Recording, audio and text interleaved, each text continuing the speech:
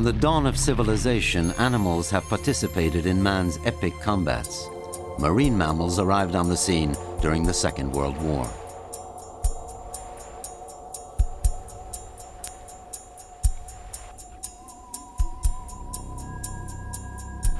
Ever since, the American Navy has tried to train all sorts of animals, using each species' specific abilities for its own ends.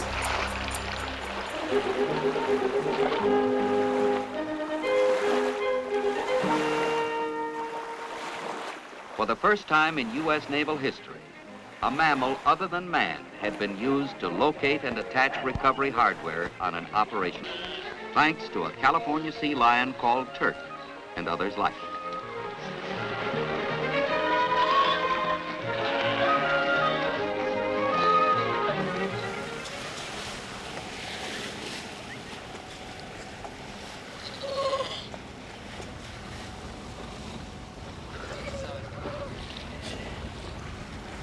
My name is David Reams, and from 1986 to 1987, for 2 years, I trained marine mammals for the United States Navy for classified projects.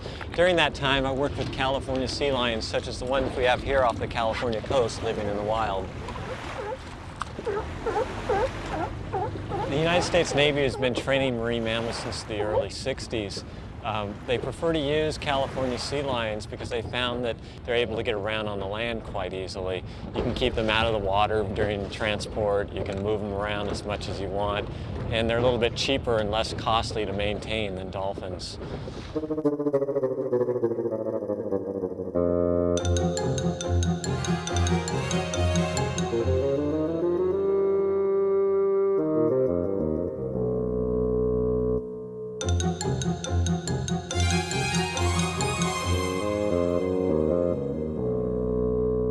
Before a Navy sea lion has to be trained for a military task of some sort, it has to first learn all the foundation behaviors. For example, it has to be trained to eat dead fish, it has to be trained to be used to being handled by humans, it has to be trained to wear a harness, stay on a station, it has to be trained to walk on a leash just like a dog. Although the sea lion is a more practical subject from a military standpoint, there is one drawback. It doesn't possess sonar and therefore is impossible to use for research. The sea lion can direct itself towards a target which it knows and has recognized by a sound signal.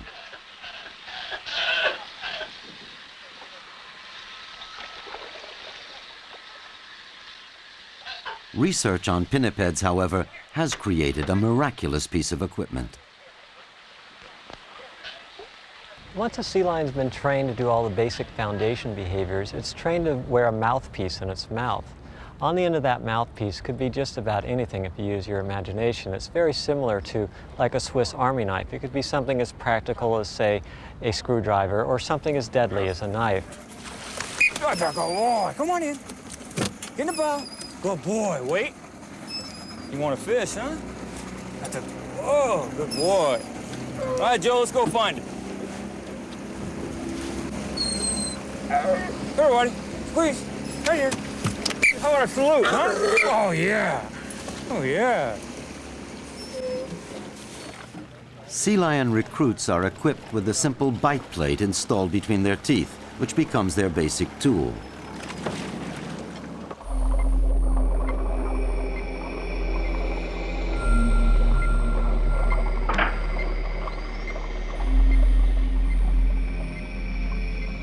It transforms these playful animals on command into mine markers or naval base guards.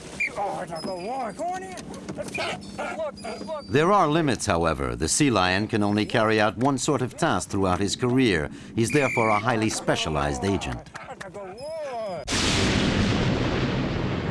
The Army often loses precious objects at sea, such as control panel computers during ballistic missile tests, shot down planes, or sunken vessels. Many such objects are too deep for sea lions, which can go beyond 200 feet, or dolphins, which can attain 600 feet.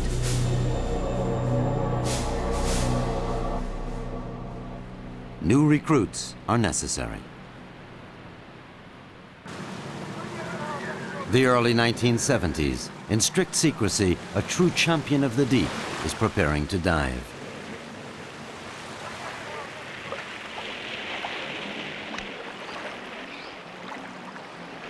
Morgan is a pilot whale, imposing in size. He measures almost 20 feet and can easily transport heavy loads more than 1,500 feet deep.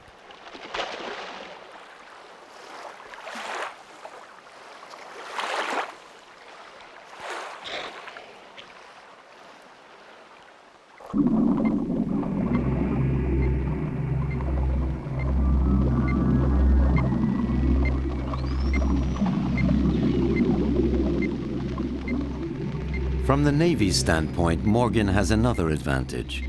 As a cousin of the dolphin, he has his own sonar.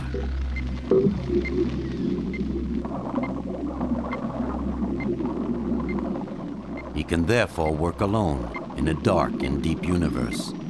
He is at home in the lower depths.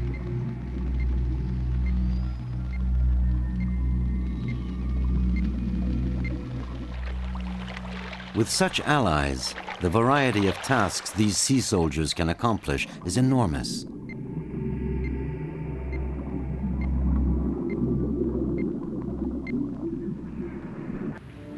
Even the extreme conditions of the polar seas are no longer an obstacle.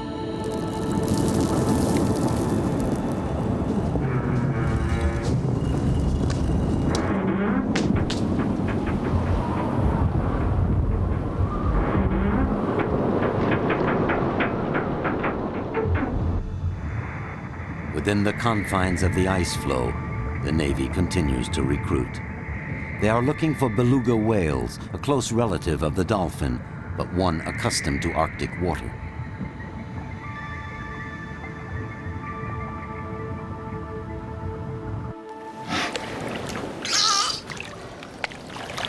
Thus, Muktuk and No Sea join the ranks. This time, the military seems to have solved all its problems.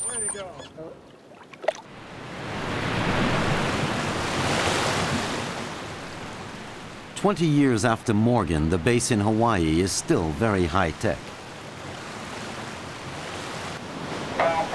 stand by to come on site with your divers. Gulfstream, this is a 40.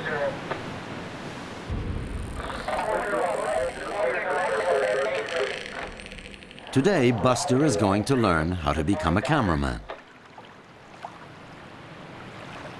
The apprentice spy's equipment is linked to the surface by a cable which transmits images.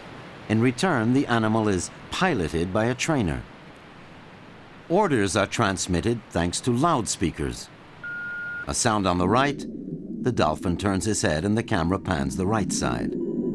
It's the same for the left. Another sound orders him not to move. Still another is an order to return.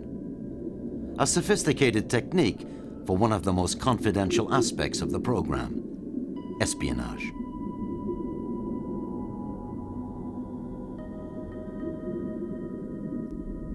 In 1973, a dolphin loaded with electronic equipment was sent to Cuba to observe the defense systems of Soviet warships anchored in the port of Havana. Shortly afterwards, another dolphin placed an acoustic spying apparatus on a Russian submarine to study its system of nuclear propulsion.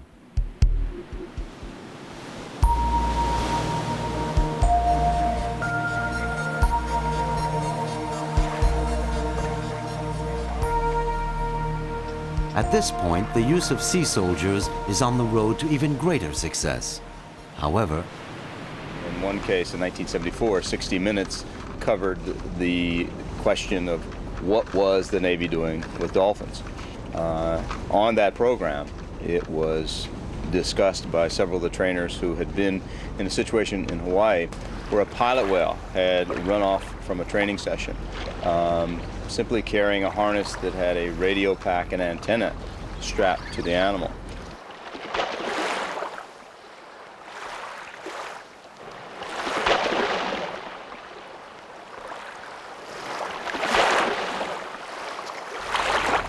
Unfortunately for that animal, it was discovered too late that a Russian fleet of submarines was passing by the Hawaiian Islands.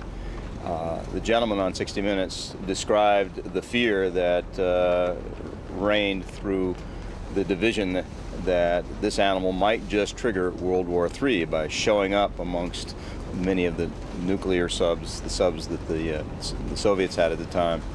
And in order to avoid such an incident, they simply destroyed the animal.